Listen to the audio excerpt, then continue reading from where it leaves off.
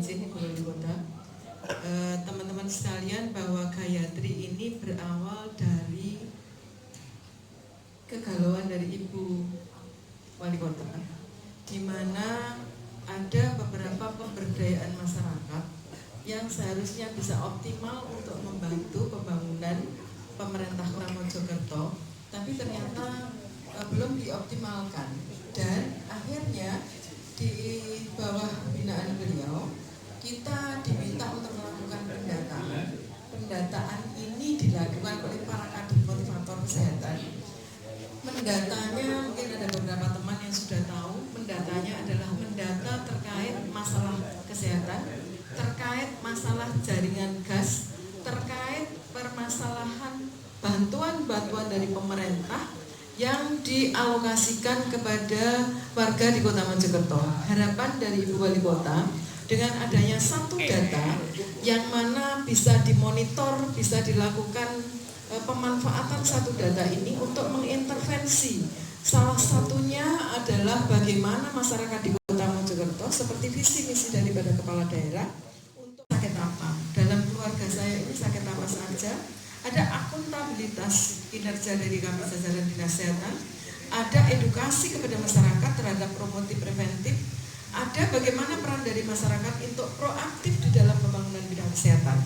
Tetapi juga ada, di sana ada Jargas, di sana ada bantuan PKH, di sana ada bantuan terhadap lansia, di sana ada data terhadap kepemilikan rumah, apakah dia nyewa, menempati atau hak milik. Dalam pantauan beliau kepala daerah, bahwa bantuan-bantuan yang sudah masuk kepada masing-masing keluarga nanti secara signifikan, bagaimana keluarga yang sudah dibantu dari beberapa bantuan sosial maupun bantuan dari yang lain, misalnya dari Diskoperindak, bantuan beasiswa, apakah ini benar-benar berdampak signifikan terhadap pendapatan atau daya saing atau kualitas SDM dari pemerintah Kota Mojokerto.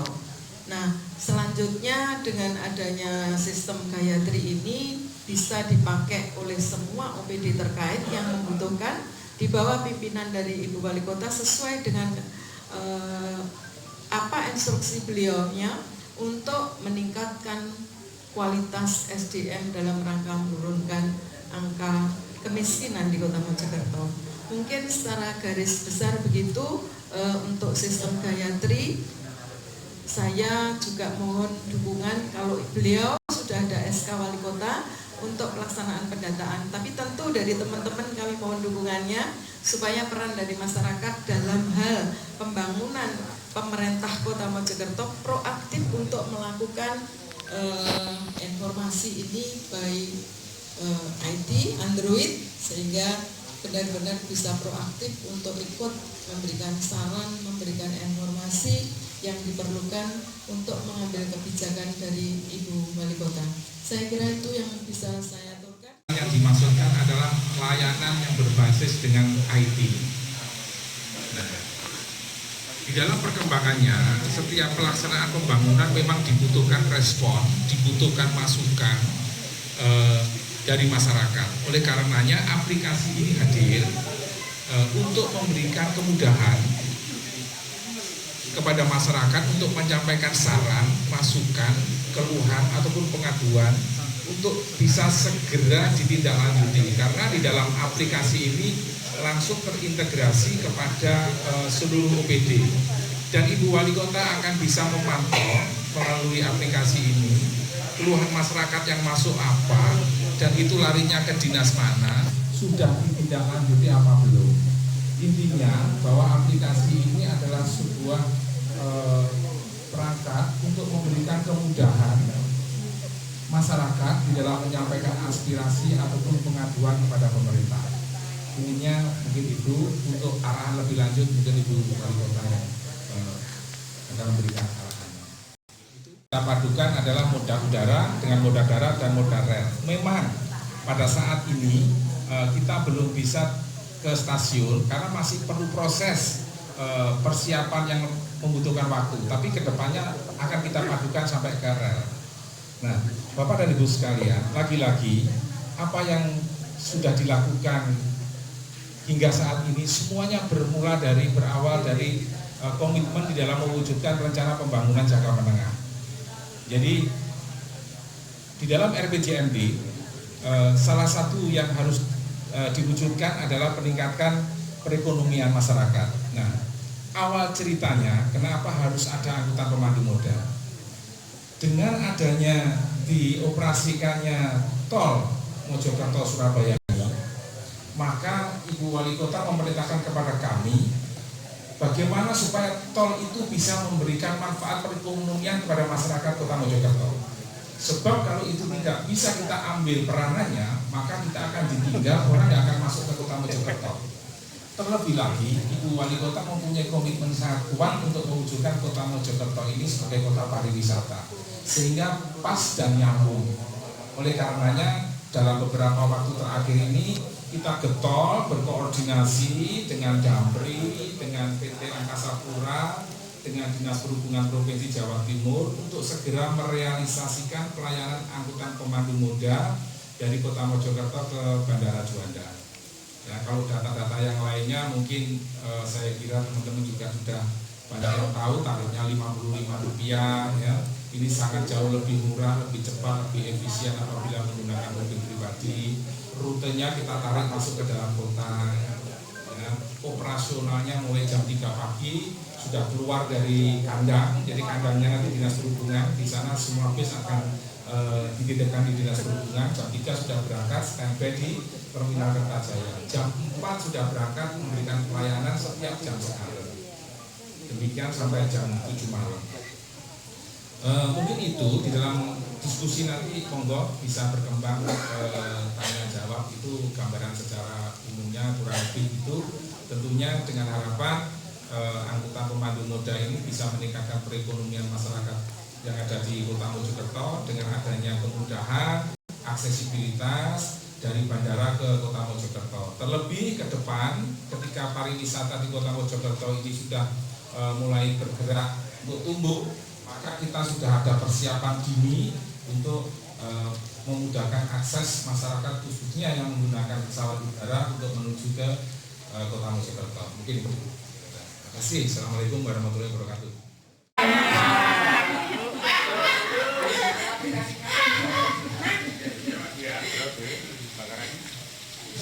Bismillahirrahmanirrahim. Assalamualaikum warahmatullahi wabarakatuh. Bismillahirrahmanirrahim. La haula wala quwata illa billah. Yang saya hormati Kadinkes Bu Indah, Kadishub sekaligus PLT Kadiskominfo, karena Pak Gagot di sini hadir pada dua jabatan tersebut, jadi saya sebut dua-duanya. Pak Gagot, Kadis Mendik, Pak Amin, Kabak Umpro, Pak Hatta, dan seluruh jajaran di pemerintah Kota Mojokerto, teman-teman yang selalu setia mendampingi pada saat senang dan susah adalah teman-teman media, gitu ya. Senangnya nek pas susah, nek pas senang gini nyedek ya. Katanya kalau teman itu datang hanya ketika kita senang, ya. Tapi kalau sahabat itu selalu ada kapanpun kita butuhkan. Berarti nek teman, berarti pas aku sedih gak ono kabeh.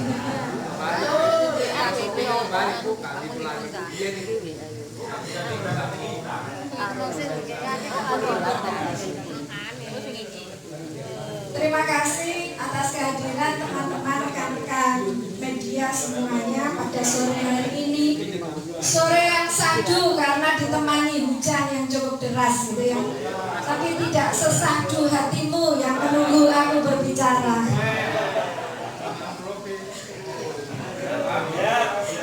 Kena apa ini maksudnya kami kok tadi gini. Ya. Serius sekarang ya. Serius. Jadi di sini kita berkumpul tentu sebagai bentuk sinergitas.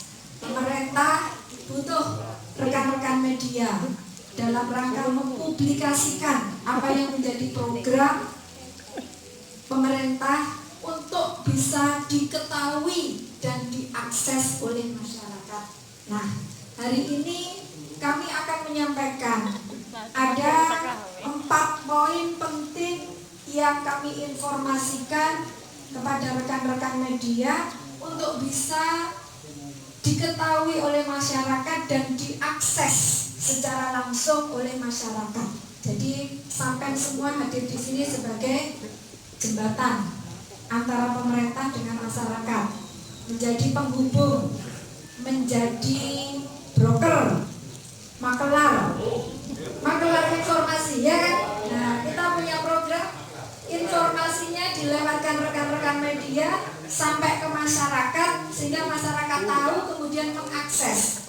Karena 1, 2, 3, 4 hal yang akan kami sampaikan, yang tadi pembukanya sudah disampaikan oleh masing-masing kepala dinasnya, itu semuanya butuh untuk diakses oleh masyarakat. Bukan hanya sekedar diketahui, tapi bisa diakses, memberikan kemanfaatan kepada masyarakat, khususnya warga Kota Mojokerto. Gayatri ini aplikasi yang menghubungkan antara Dinas Kesehatan, Dispenduk Capil, Dinas Sosial, dan dalam rangka pembuatannya, launchingnya membutuhkan Dinas Kominfo. Di mana di dalam aplikasi Gayatri tadi sudah disampaikan oleh Bu Indah, memuat banyak hal terkait elemen masyarakat dan manajemen pemerintahan. Keberadaan 1.625 kader motivator yang selama ini adalah unsur masyarakat yang membantu tugas pemerintah di bidang kesehatan dan di bidang lingkungan. Kemudian ada pelayan kesehatan di puskesmas maupun di rumah sakit, juga teman-teman yang ada di Dinkes. Bagaimana keberadaan ini bisa diakses dengan mudah oleh masyarakat kita dengan adanya basis data yang dimiliki oleh pemerintah kota dengan menggunakan teknologi informasi. Itu adalah dasar lahirnya Gayatri. Saat ini masih dalam proses penyempurnaan, karena basis data itu sudah mulai kita lakukan prosesnya sejak tahun 2019 kemarin. Saat ini posisinya sekitar di angka 80%. Semoga dalam waktu dekat bisa selesai 100%, karena kita menggunakan SDM-nya masyarakat. Jadi karena SDM-nya ini masyarakat secara langsung, otomatis pendampingan ini harus sabar. Beda kalau SDM-nya ini SDM ASN, kita bisa mentarget saulan kudu mari, rongbulan kudu mari. Tapi karena ini masyarakat, sambil kita dampingi mereka yang mungkin selama ini belum begitu familiar penggunaan aplikasi yang ada di gadget, sekarang mereka kita biasakan, terus kita dampingi. Nah, kemanfaatannya apa saja tadi sudah diceritakan oleh Bu Indah. Basis data masyarakat banyak hal terintegrasi, mulai dari berbagai macam bantuan sosial yang melalui dinas sosial maupun layanan kesehatan yang melalui FKTP maupun rumah sakit yang ada di bawahnya dinas kesehatan. Kemudian yang kedua, Gayatri sudah gerbang layanan informasi terpadu dan terintegrasi. Cantik ya namanya ya, secantik kepala dinas yang melahirkannya. Kemudian yang kedua, curhat Ningita.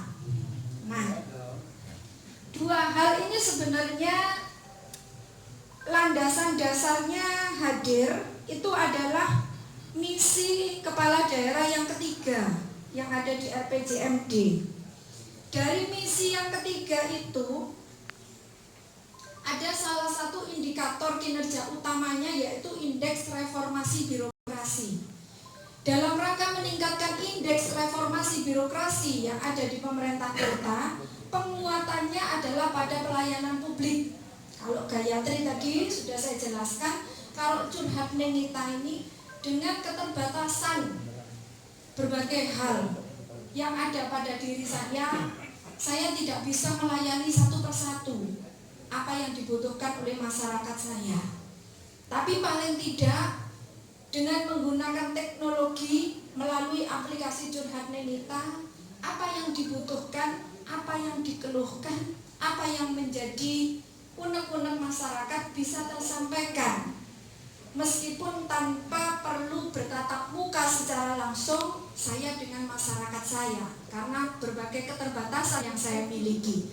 Nah, tujuannya adalah memberikan akses tersebut melalui kemudahan aplikasi penggunaan teknologi. Bagaimana mekanismenya nanti coba kita buka bersama-sama. Kalau perlu di ruangan ini bareng-bareng kita download bersama-sama curhat Nenita. Saya pun nanti akan curhat di situ. Saya masukkan password akun, akun saya buat tadi pagi. Saya sudah mulai buat akun. Saya coba tes, saya masuk lewat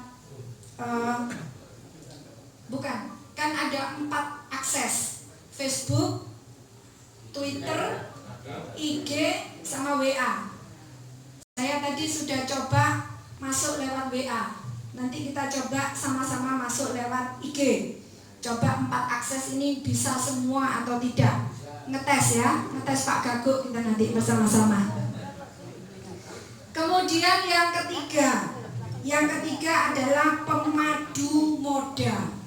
Dari namanya ini kan memadukan moda transportasi yang ada, di mana rujukannya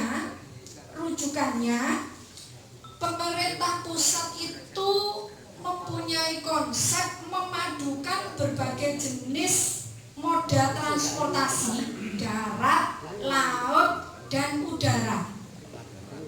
Nah, kebetulan laut kan tidak ada di sini, ya. Yang sering diakses oleh masyarakat kita adalah udara, ke bandara.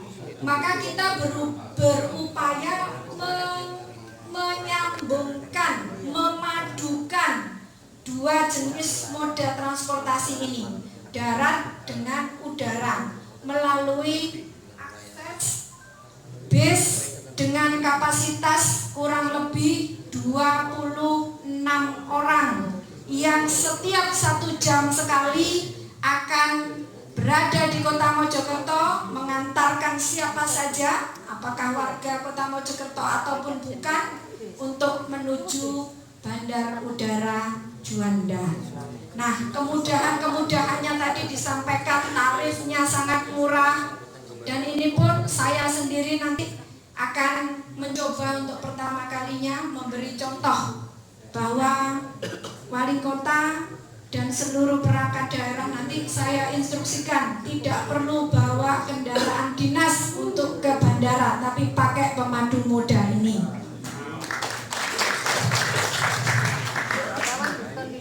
Efisiensi pasti karena jauh lebih murah. Kemudian mengurangi polusi pasti. Kalau biasanya 1 kepala dinas 1 mobil, ya kan? Ini sekian kepala dinas numpak bis. Jadi kan polusinya tidak sebesar kalau masing-masing orang bawa 1 kendaraan. SPPD itu mana hubungannya numpak bis sampai numpak Innova. SPPD-nya berkurang nanti kalau Perpres 33 mulai diberlakukan 2021. Nah itu.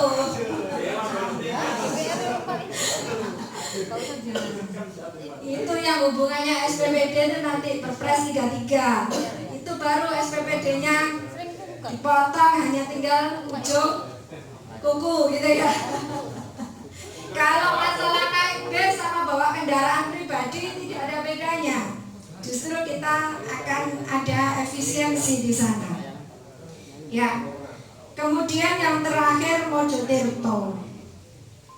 Jadi untuk Mojokerto, untuk pemandu moda tadi itu adalah bagian dari bentuk kegiatan dalam rangka upaya untuk mewujudkan misi yang keempat, di mana indikator kinerja utamanya adalah indeks kualitas layanan transportasi.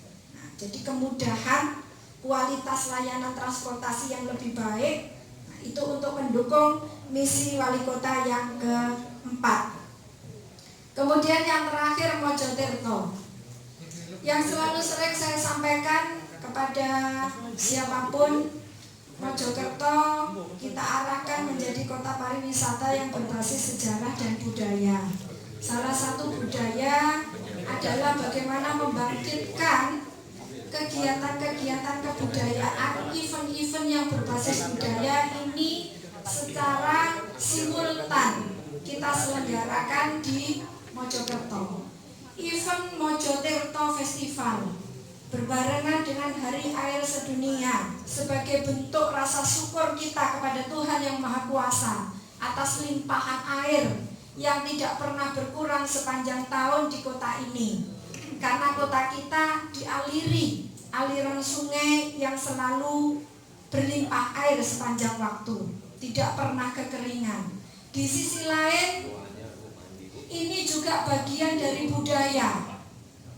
Melarung 7 sumber mata air, melarung atau menaburkan benih ikan sebagai sumber kehidupan di aliran sungai kita, menanam pohon untuk menjaga kelestarian atau sustainabilitas dari mata air yang ada di Mojokerto.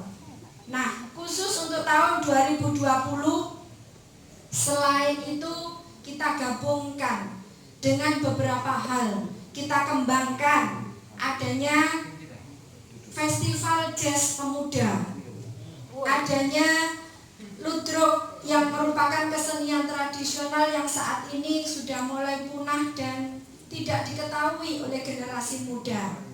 Kemudian ada permainan musik gabungan antara musik modern dengan musik tradisional, angklung kulintang yang nanti akan dimainkan oleh para kepala dinas dan kabid serta kabag di pemerintah Kota Mojokerto. Saya punya grup artis-artis ini harus dibangkitkan kembali, dibangunkan biar tidak ngurusin pemerintahan tapi juga main musik. Nanti bisa kita tantang teman-teman media, gitu ya. Grup media penyanyinya harus ketua PWI. Masuk ya.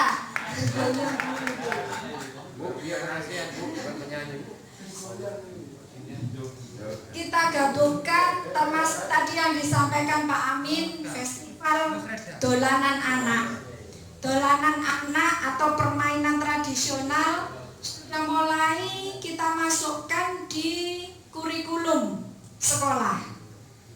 Karena di tahun ini saya akan memfestivalkan, dan di tahun ini pula rencananya akan kita kirimkan pada festival kebudayaan yang rutin diselenggarakan oleh Kementerian Pendidikan dan Kebudayaan. Tahun ini kita harus bisa ambil bagian untuk mengikuti festival kebudayaan tersebut. Makanya sejak tahun kemarin kita masifkan di seluruh sekolah-sekolah untuk memasukkan dolanan tradisional atau permainan tradisional ini di dalam kurikulum olahraga, ya, guru-guru olahraga. Nah, pada event Mojokerto ini kita lanjutkan sekaligus perayaan Isra Mi'raj. Karena kebetulan tanggal 22 Maret itu adalah peringatan Isra Mi'raj. Jadi pengajian untuk Isra Mi'raj kita letakkan di alun-alun yang dibarengkan sekaligus dengan peresmian Masjid Agung Al-Fatah. Insya Allah berbagai kegiatan kesenian, kebudayaan ditutup dengan keagamaan sehingga harapannya adalah husnul khotimah. Amin.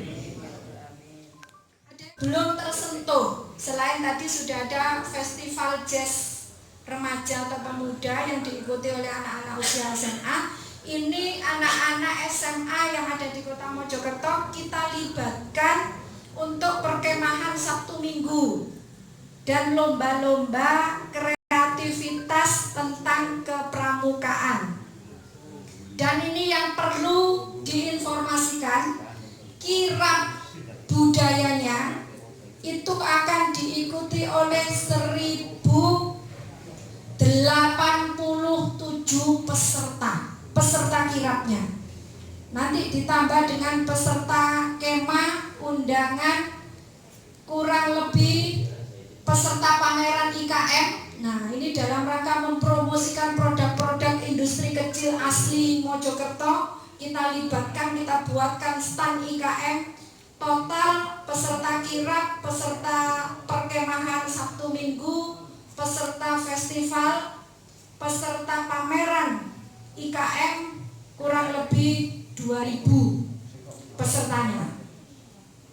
Belum penonton atau pengunjungnya. Nah, bisa dibayangkan kira-kira Rejoto kalau dipenuhi masyarakat sedemikian banyak, maka orang yang semula tidak pernah mengenal Rejoto, saya berharap dengan adanya event itu Rejoto menjadi buah bibir di mana-mana. Rejo, ya. Rejo, benar-benar Rejo, rame. Nah, jadi pusat kota bisa melebar ke wilayah Rejoto. Akses tol Surabaya Mojokerto ini memang sudah mempermudah akses, mempercepat akses yang semula butuh kurang lebih 2 jam menjadi lebih singkat, kurang lebih hanya 1 jam saja. Tetapi memang biayanya lumayan lebih tinggi karena ada tarif tol yang hampir 100.000 kalau PP ya. Dengan adanya pemadu moda dari Damai ini, tarif sekali berangkat hanya 55.000 dan jadwal keberangkatannya pun setiap 1 jam sekali. Tentu ini akan memberikan efektivitas kepada para pengguna transportasi